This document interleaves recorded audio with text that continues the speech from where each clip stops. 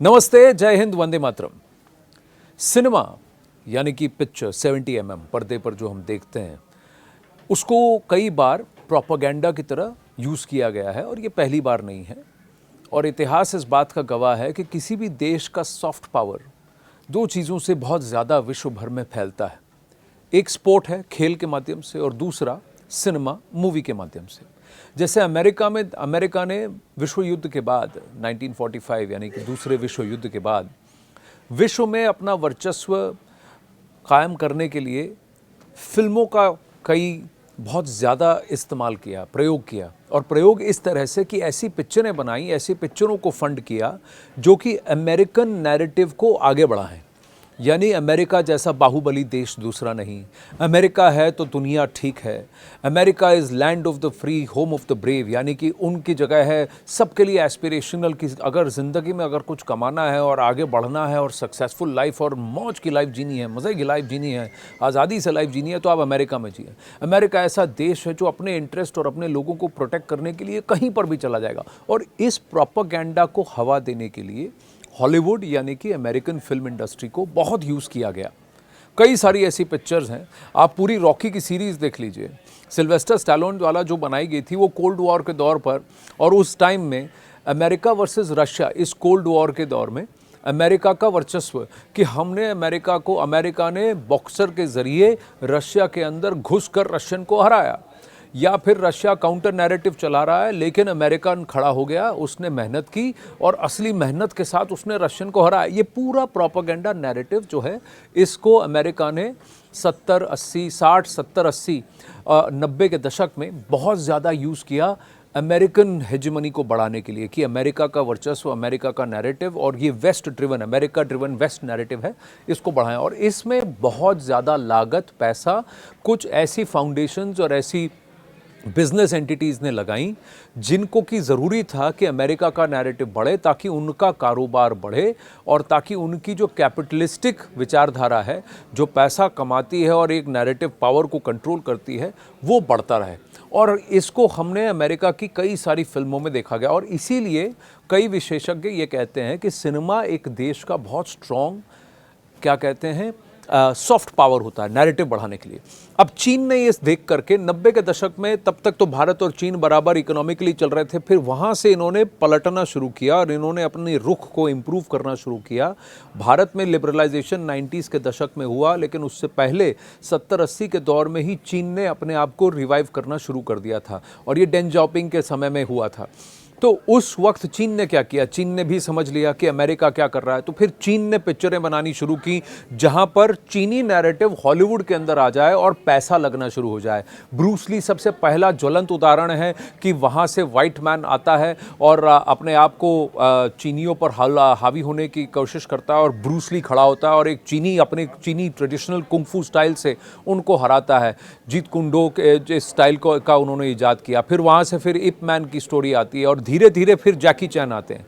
जैकी चैन Hollywood से craft masters को लेके आते हैं, लेकिन स्टंट्स ऐसे करते हैं कि हॉलीवुड भी अचंभित रह गया। और धीरे धीरे हांगकांग से स्टार्ट हुआ ये नैरेटिव, फिर जाकर के हॉलीवुड चला जाता है, हांगकांग से हॉलीवुड चला जाता है और धीरे धीरे चीनी प्रभाव आप हॉलीवुड में भी देखते हैं। चीनी बिजनेस पर्सन्स और चीनी स्टेट मीडिया के द्वारा इन्फ्लुएंस्ड और बढ़ाए गए बिजनेस एंटिटीज़ और चेहरे जाकर हॉलीवुड में स्टूडियोज़ खरीद लेते हैं, मीडिया चैनल्स के अंदर स्टेक्स खरीद लेते हैं और धीरे धीरे चीन का एक नैरेटिव बनता हुआ दिखता है। फिर से हमने देखा कि सिनेमा को कैसे सॉफ्ट पावर की तरह यूज़ किया।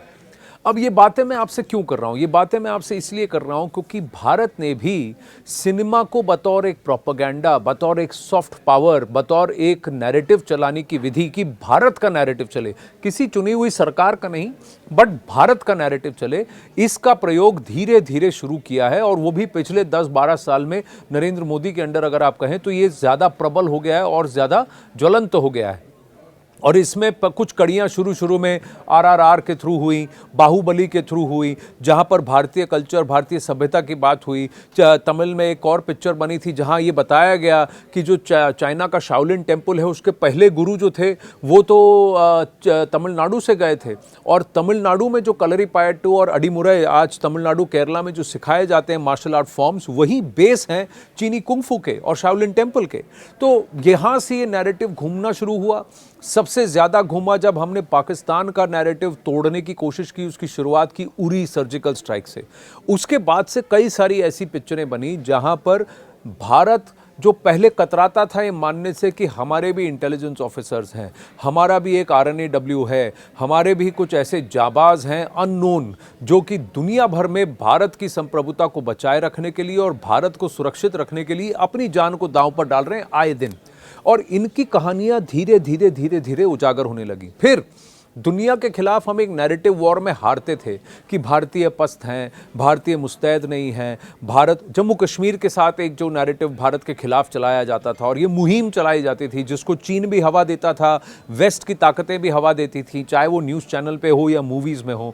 एक और बात बताऊं कि AR रहमान पहले ऐसे शख्स हैं जिन्होंने हॉलीवुड में जाकर बॉलीवुड का इन्फ्लुएंस इंक्रीज़ किया। तो बॉलीवुड का इन्फ्लुएंस धीरे धीरे इंक्रीज़ होने का काम जब शुरू हुआ तो इसको टैप किया गया। टैप करके उरी से नैरेटिव चेंज करने की बात हुई, फिर कश्मीर फाइल्स बनी, फिर उसके बाद केरला स्टोरी बनी।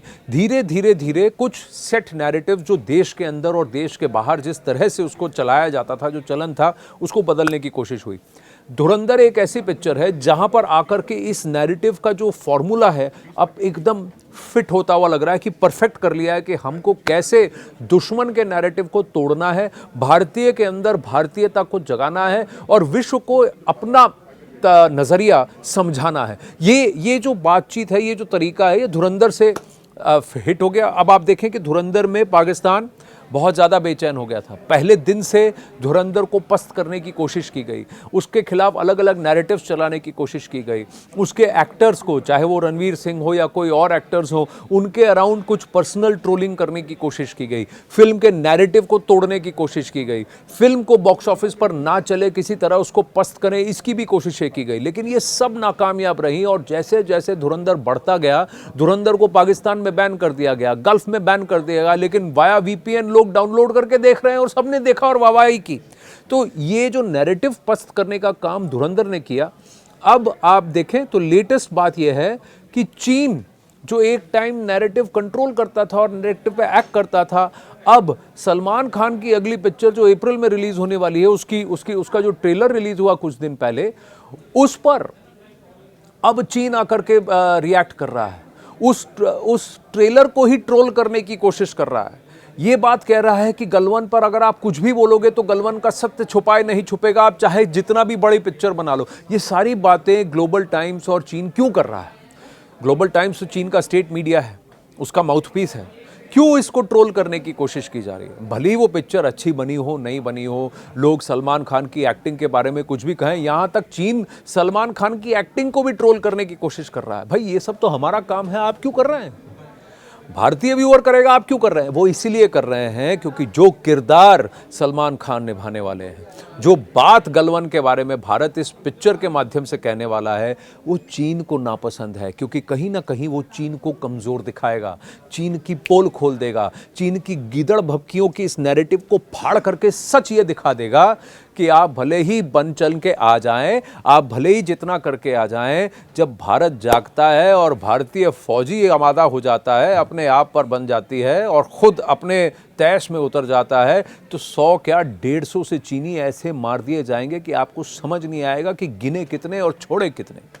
ये बात गलवन को लेकर के, जहां से फिर आप देखें कि भारत की मानसिकता भी चेंज हुई चीन को लेकर के, कि चीन घुसता रहेगा, ज़मीन हमारी सलामी स्लाइसिंग की स्ट्रैटेजी के थ्रू हमारी ही ज़मीन पर कब्जा करता रहेगा, काबिज होता रहेगा। ये सब पीछे धकेलना शुरू किया हमने कहा वीर भोग्य वसुंधरा, और वो भी प्रधानमंत्री नरेंद्र मोदी ने कहा, और लद्दाख में जाकर के, लेह में जाकर के कहा, दुश्मन के सीने पर जाकर के खड़े होकर कहा कि अब हम अपने आप को डिफेंड करेंगे। और ऐसे समय में जहां कोविड के बाद हमारी आर्थिक व्यवस्था और कोविड के दौरान हमारी आर्थिक व्यवस्था पर बोझ था, लोगों पर, जनमानस पर एक बहुत बड़ी महामारी का और एक पैंडेमिक का बोझ था, लेकिन बावजूद इसके हमारी मोबिलाइजेशन सबल रही।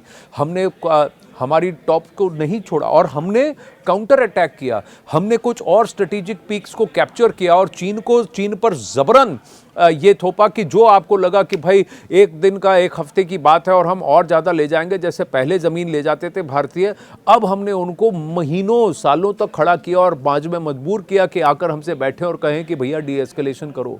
उनको तकलीफें हुई, उनके सोल्जर्स वहाँ पर आने से मना करते गए, उनको हर 6 महीने अपनी बटालियन बदलने की ज़रूरत पड़ गई। ये सब हमने चीन की पोल खोल दी, यहाँ तक कि होतान में उनको अपना नया एयरबेस तक बनाना पड़ा, जहाँ पर ड्रोन नहीं उतरता था, आज फौजी एयरबेस बनाना शुरू करना पड़ा, क्योंकि उन्होंने कहा कि अरे हमने तो भारतीय सेना को कम आंक दिया। ये सारी नैरेटिव्स, ये सारी बातें शायद गलवान की इस पिक्चर में उजागर होंगी, चाहे वो ओवर द टॉप एक्टिंग हो, मेगा स्केल हो, ड्रामेटाइज्ड हो, कहानी को और कथा को कहने का तरीका वो तो सिनेमैटिक लाइसेंस है। लेकिन सबसे बड़ी बात यह है कि जैसे जैसे भारत अपने नैरेटिव पर आमादा हो रहा है, आसपास के दुश्मन परेशान हो रहे हैं, क्योंकि उनके द्वारा बिछाया गया ये नैरेटिव जाल इंफॉर्मेशन वॉर के इस खेल में धीरे धीरे पस्त हो रहा है।